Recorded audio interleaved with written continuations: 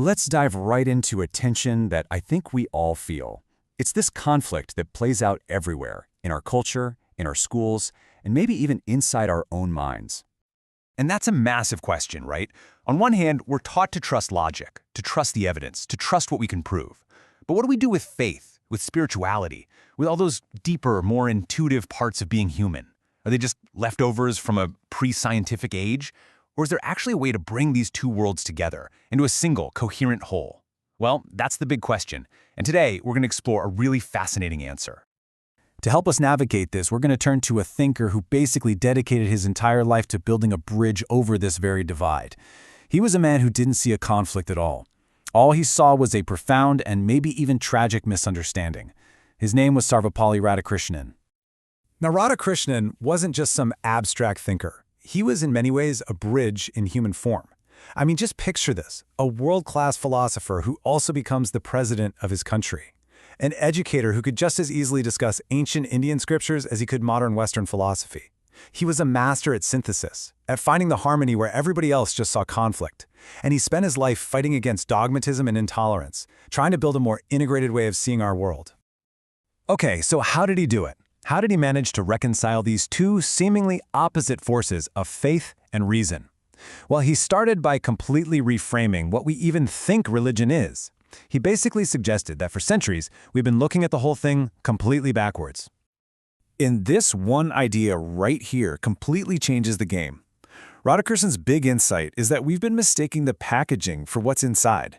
For him, real religion isn't a list of rules you have to follow, or a set of beliefs you have to accept, or some club you join.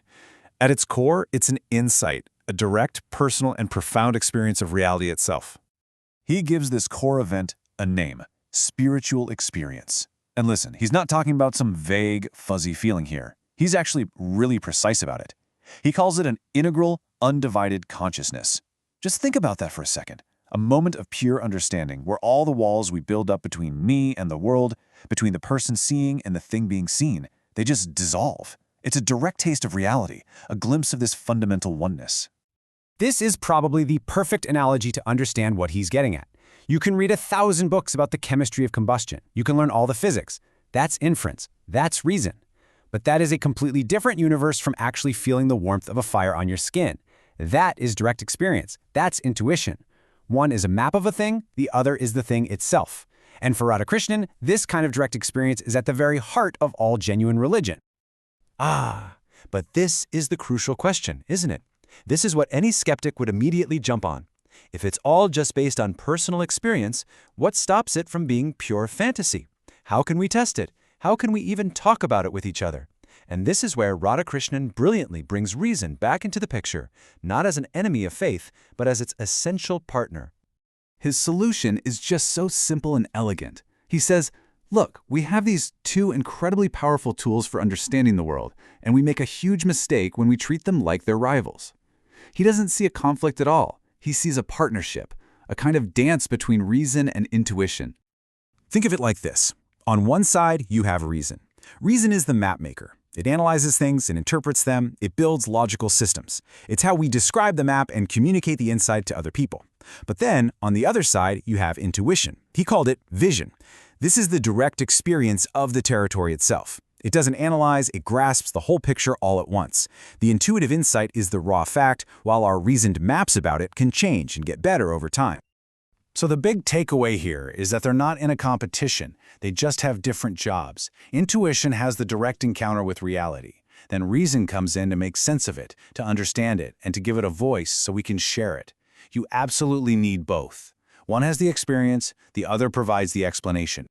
Okay, so once you accept this idea of a partnership between intuition and reason, the implications are absolutely staggering, especially when you look out at all the different religions of the world.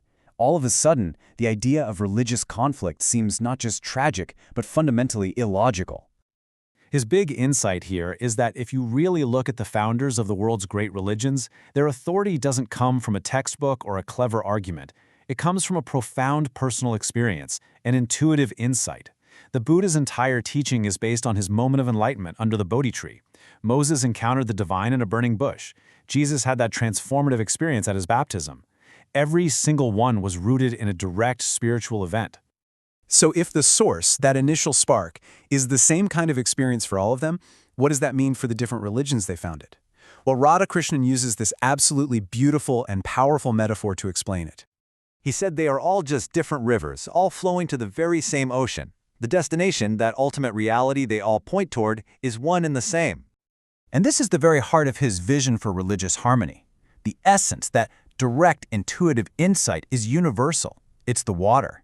The differences we see, the rituals, the dogmas, the stories, those are the interpretations. Those are just the riverbeds, shaped by the local geography of culture and history and language. They all look different, but they're all carrying the exact same water.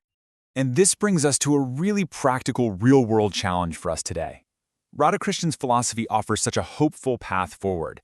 He's suggesting that we absolutely can find unity, not by forcing everyone to walk the same path or follow the same riverbed, but by simply recognizing that we are all on a journey to the same ocean.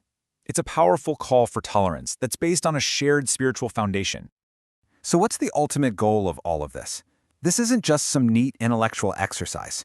For Radhakrishnan, this whole understanding has a profound purpose for how we should actually live our lives. This path leads to what he called the religion of the spirit. And he lays out a pretty clear path. First, it starts with ethical discipline, basically clearing out the mental clutter and purifying our intentions.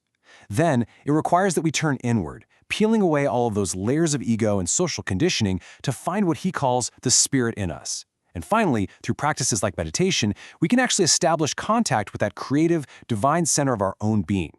And let's be super clear. This isn't about escaping the world. The whole point is to take that realization and bring it into the world. In his view, the true saint isn't the person who runs away to a cave. It's the one who makes the world more sacred through their actions. The goal is to transform ourselves first so that we can then help transform the world around us.